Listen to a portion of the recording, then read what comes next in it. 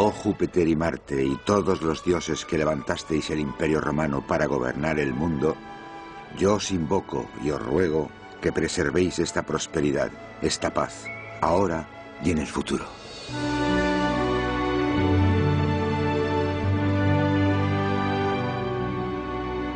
En el año 14, plegarias como esta se oían por los vastos dominios gobernados por Roma. Porque en ese año, el imperio se hallaba al borde del abismo. Había muerto el emperador Augusto. Augusto había sido una figura imponente. Acabó con un siglo de guerra civil. Presidió 40 años de paz y prosperidad internas y tuvo la visión suficiente para forjar el poder que mantuvo unido al imperio. Pero la paz de Augusto se cobró su tributo. Al término de su vida, después de haber gobernado como un monarca y fundado una dinastía que estaba agobiada por las tensiones, Augusto había eclipsado al Senado. Sus herederos, Tiberio, Calígula y Claudio, fueron hombres que gobernaron Roma durante años de terror político, locura imperial y asesinatos. Por otra parte, en la lejanía había nacido una nueva religión que un día engulliría el mismo imperio. Los años que siguieron fueron años de aflicción que pusieron a prueba la resistencia de súbditos y ciudadanos, soldados y esclavos, los hombres y mujeres del Imperio Romano en el siglo I.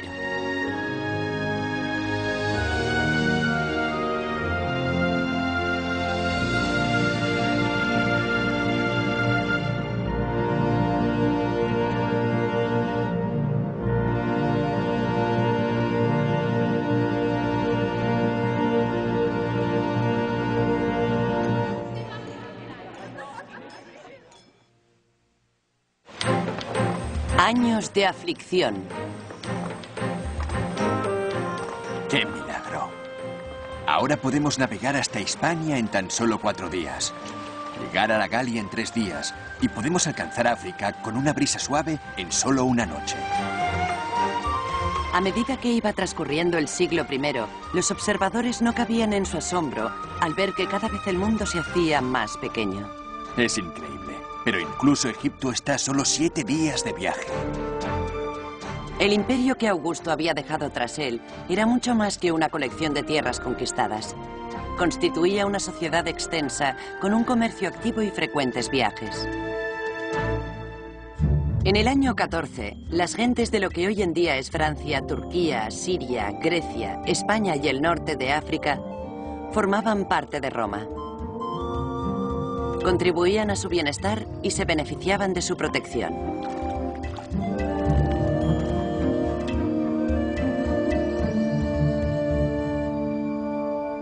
Pero a la muerte de Augusto, la familia de Roma también incluía algunos miembros problemáticos.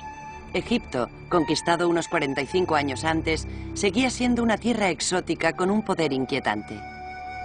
Judea, añadida medio siglo antes, era un polvorín. Y en Germania, las tribus locales se resistían a ser plenamente romanizadas. Y estaba Britania. Julio César había proclamado orgullosamente que la isla formaba parte del imperio, pero no era así totalmente. A la muerte de Augusto, Britania seguía desafiantemente fuera de su alcance.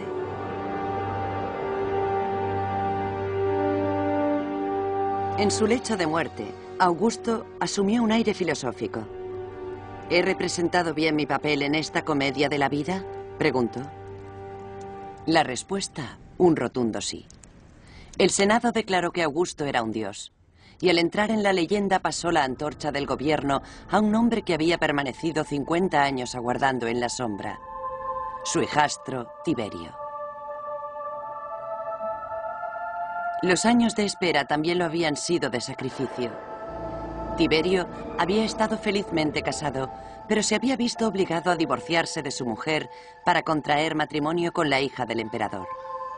Tiberio acató la orden de Augusto, pero sus biógrafos nos dicen que ya nunca volvería a ser el mismo. Tiberio había amado a su esposa. Después del divorcio, lamentó haberla apartado y la angustia se apoderó de su alma. La única vez que la vio, la observó con ojos tan desorbitados que se designó a un oficial para impedir que se acercara a él.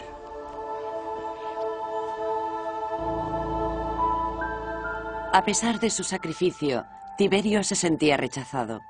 Augusto solo lo eligió después de la muerte de sus herederos preferidos, y aún así, la posición de Tiberio era insegura, ya que el Senado recelaba.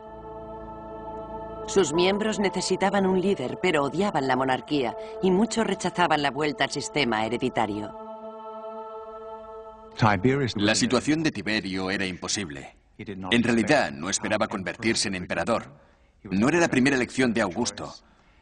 Tampoco era Augusto. No había tenido los éxitos de este.